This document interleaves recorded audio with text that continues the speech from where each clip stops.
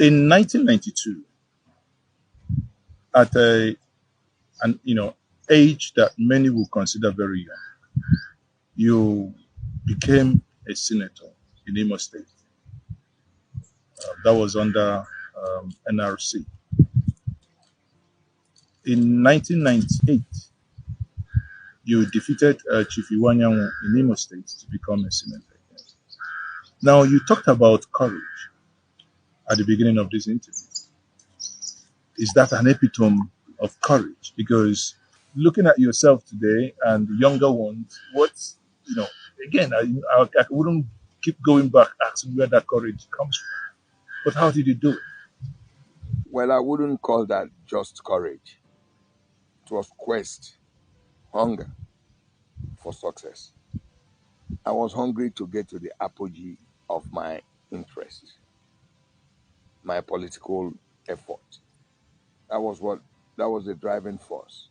Of course, you would say that that was propelled by courage, because in doing so, I didn't care what happened. I take precaution, but no fear. Now, uh, would I do the same thing again? Yes, but a little bit more cautious. I was raised to believe that you can be all you want to be. Once you put your mind to it and work towards it, it's possible.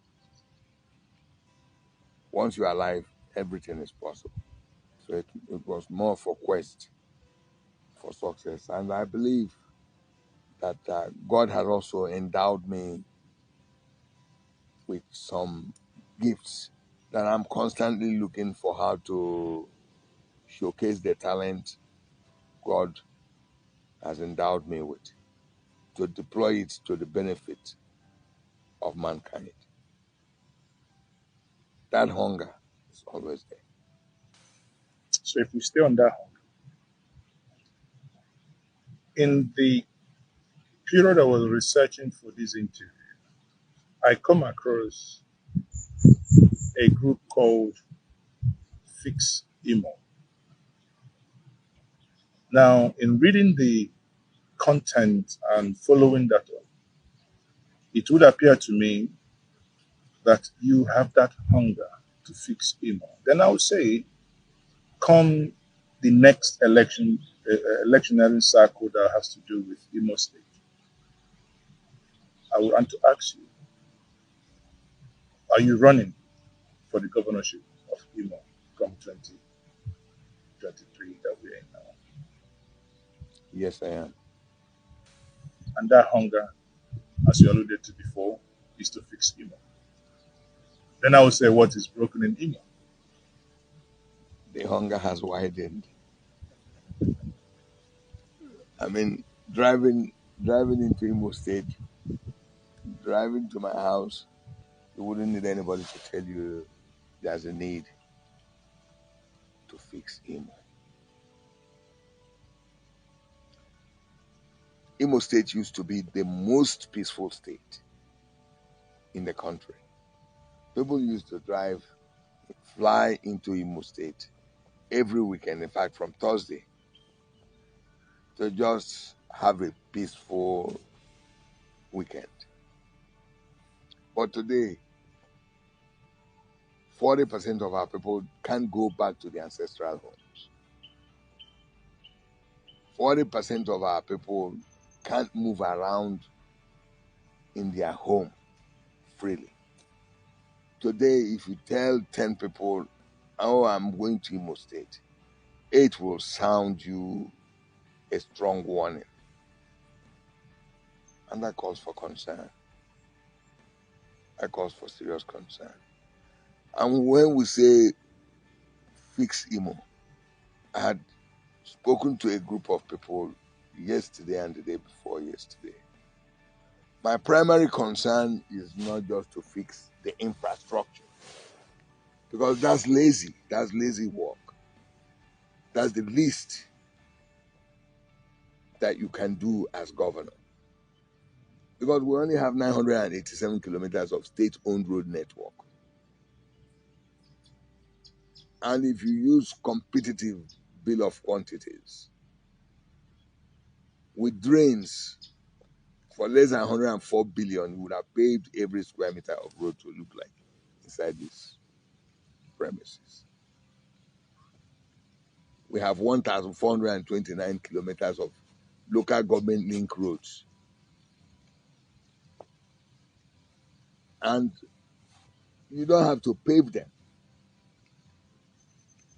Today, there's technology.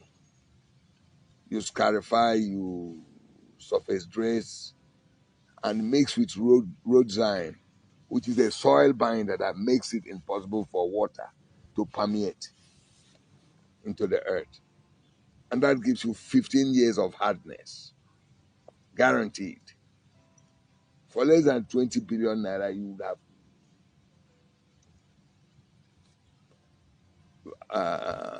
treated all the local government, every square meter of the local government roads in Imo. We have 1,275 primary schools. I'll show you some schools, primary schools in Imo State, secondary schools in Imo State. You won't send your dog into them. Forget about what they say on TV. We have 314 secondary schools. To repair, fix every classroom, build additional 54 secondary schools with emphasis on science and technology so that we can train our children properly. Will cost less than 32 billion spread over 8-year period, 4 years period. We have 215 health centers. I'm going to show you what some of the health centers look like. The price you just mentioned now, is that including or excluding the UBEC counterpart funding mechanism? That is overall cost. Then exposure, there are different accounts. The state government, there are things the state government cannot pay for. That's not the responsibility of the state government that is covered by JAC. But when you have reasonable leadership, you direct the local governments on what to do. Once you have a visionary leader, a leader who is not corrupt, a leader who is determined to do the right thing, you set the right framework, and every part of government will do their bit. Everybody says, oh, we spend this huge amount of money on our wage bill. We have 16,489 civil servants, 3,419 public servants. As at the last count, 24,532 teachers. So you can't spend 85% of your income, of your receivable, on less than 0.5% of your population.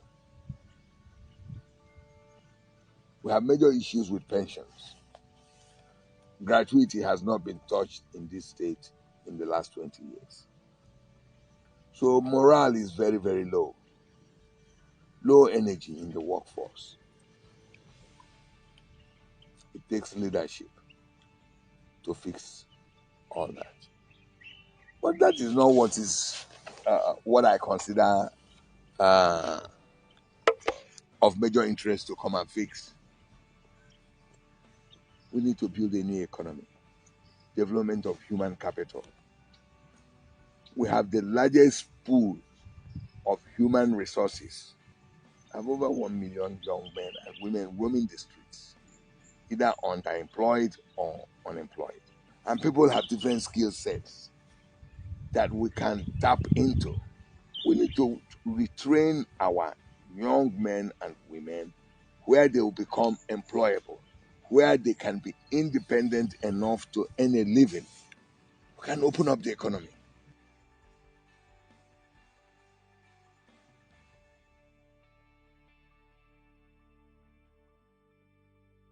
People fell because of lack of knowledge. Leaders fell because they have no clue what it is they want to do, how they want to go about it. By the time you identify the problems, know what they are, know what created those problems, you have gone halfway. If you believe in research and development, you now understudy solutions. Look at something like power, for instance. In Imo State, what we have is 120 megawatts of power in Imo State. That's what we get when everything is okay. Some months will come down to 90, some months will come down to 85. We shed load because the installed capacity is 160, but we can't do 160. The most we can do is 120. There are 4 transformers we have set up here that are being built, but they've moved away 2 of the transformers. We have 2. The workers had to stop them from taking them away to another place. Maybe when those 2 transformers are fully built and installed, we'll have 160 capacity field. So what do I do as governor of Imo State? Am I going to sit down here and suck my thumb and wait to the point that some magic happens? The story of Nigeria and power is solved. No. We have 68,000 housing units in Owerri North, where you are, for argument's sake. I'm going to put 7 generators in Owerri North. Am I going to be the one, is Imo State going to be the one paying for it? The answer is no. A private person, Njenje TV, Njenje Media, and Electrical, comes in here, buy 7 generators. They range from 650,000 to $1.1 million. That is General Electric, the most expensive.